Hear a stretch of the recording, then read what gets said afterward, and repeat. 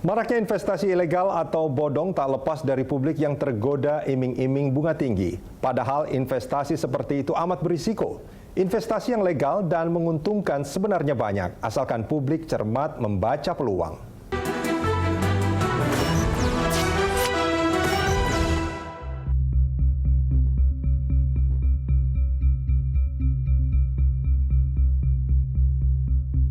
PT Loket Indonesia Mandiri dan PT Promo Mandiri Indonesia beralamat di Kompleks Pertokoan Perkantoran Tomang Tol Raya nomor 50 Jakarta Barat.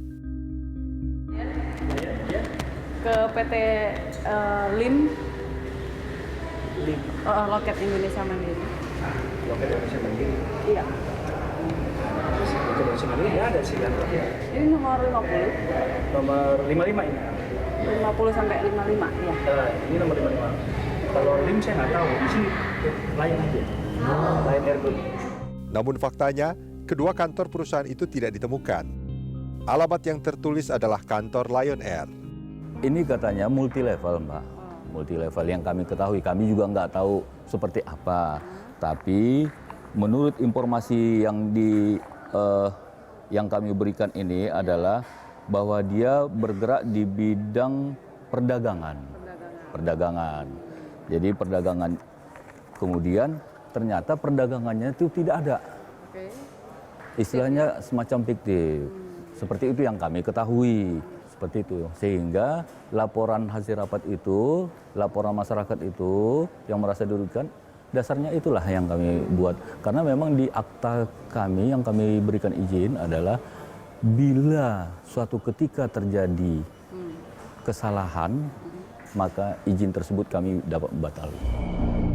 Tanggal 23 Juni lalu, Kantor Pelayanan Terpadu Satu Atap Jakarta Barat mencabut izin usaha perdagangan atau SIUP PT Loket Indonesia Mandiri. Pencabutan SIUP berdasarkan rekomendasi Satgas Waspada Investasi Otoritas Jasa Keuangan. Akibatnya, website gerai-loketnesia.com offline. PT Loket Indonesia Mandiri merupakan fasilitas yang diberikan hanya untuk komunitas Dream for Freedom yang berjumlah 65.000 anggota. Kemampuan rekrutmen, kemampuan sumber daya manusia yang berbeda. Ide penciptaan Loketnesia berawal sejak bulan Mei 2015 sebagai sumbangsi para partisipan yang berada dalam naungan komunitas Dream for Freedom. PT Loket menawarkan investasi uang dengan bunga tinggi. Paket yang ditawarkan berupa paket silver, paket gold, dan paket platinum. Paket silver dengan investasi Rp1 juta dengan penghasilan Rp3.150.000 per 17 hari atau bunga 30% jika anggota pasif. Namun jika aktif, akan mendapatkan bunga hingga Rp6 juta per bulan atau bunga 600%. Sungguh menggiurkan.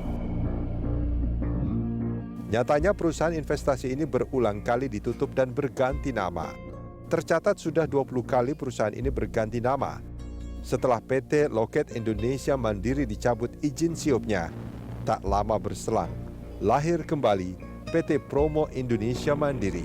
Ini pengakuan staf saya, sepertinya ini kemarin nama ini ada di PT ini. Kok ini amat? Dibuka dokumen yang lama. Ternyata benar, hanya merubah itunya saja, nama perusahaannya saja.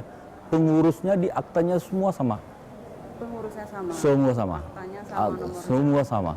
Ternyata hanya namanya saja yang berubah dan lokasinya. Sehingga dibatalkan hubungan? Sehingga kami batalkan. Maraknya investasi abal-abal lantaran masyarakat gampang tergiur iming-iming bunga tinggi. Begini, kalau saya lihat masyarakat kita ini banyak bermimpi. Bermimpi itu adalah selalu melihat kalau pendapatannya besar dari investasi dia, itu langsung tertarik tanpa melihat latar belakangnya. Pertama spiritual.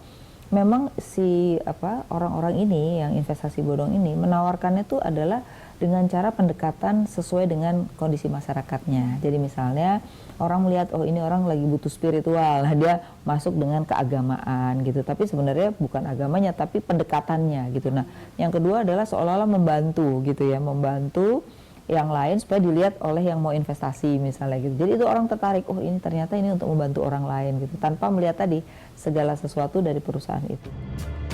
Pemerintah gencar memonitor dan menindak pelaku investasi bodong yang menerapkan skema piramida. Skema piramida memiliki ciri memanfaatkan peluang keikutsertaan anggota untuk memperoleh imbalan dari biaya partisipasi anggota lain yang bergabung setelahnya. Kasus investasi skema piramida pertama yang berhasil ditindak aparat penegak hukum adalah kasus PT Wondermind. Bisnis hitam Wondermind yang berkembang sejak tahun 2014 diungkap Polda Papua. Usaha yang dijalankan Gunarni Gunawan ini menelan korban hingga 3.000 orang dengan kerugian mencapai 262 miliar rupiah. Sebagian besar korban berada di Papua. Ini berawal dari kejanggalan yang ditemukan oleh penyidik. Ada penawaran investasi kepada masyarakat yang mengatasnamakan e-commerce, tapi malah yang ikut orang-orang yang tidak mengerti tentang e-commerce, seperti tukang pipa, pedagang cabai di pasar, dan yang menjanjikan keuntungan lebih dari 30% per 3 bulan. Dan kita telusuri, akhirnya kita menemukan sebuah sistem investasi yang memang sudah terkenal dan memang sudah tercantum di dalam undang-undang dan memang dilarang, yaitu sistem piramida. Wondermind ini money game juga. Jadi Gunarni itu dia menjual produk-produk itu dan semakin banyak orang akan merekrut orang lain, itu dia akan dapat bonus banyak. Dia menawarkan tiket pesawat, dia menawarkan voucher hotel. Maraknya praktik investasi bodong membuat banyak pihak merapat ke Satgas Waspada Investasi. Salah satunya Asosiasi Penjualan Langsung Indonesia atau APLI. Kerjasama APLI dan Satgas Waspada Investasi bertujuan untuk memperkuat koordinasi pencegahan dan penanganan investasi ilegal. APLI memang terkena imbas dari perusahaan investasi ilegal yang berkedok penjualan langsung. Sebenarnya, jadi kalau kita lihat sebenarnya korban utama sebagian besar dari money game itu masyarakat umum.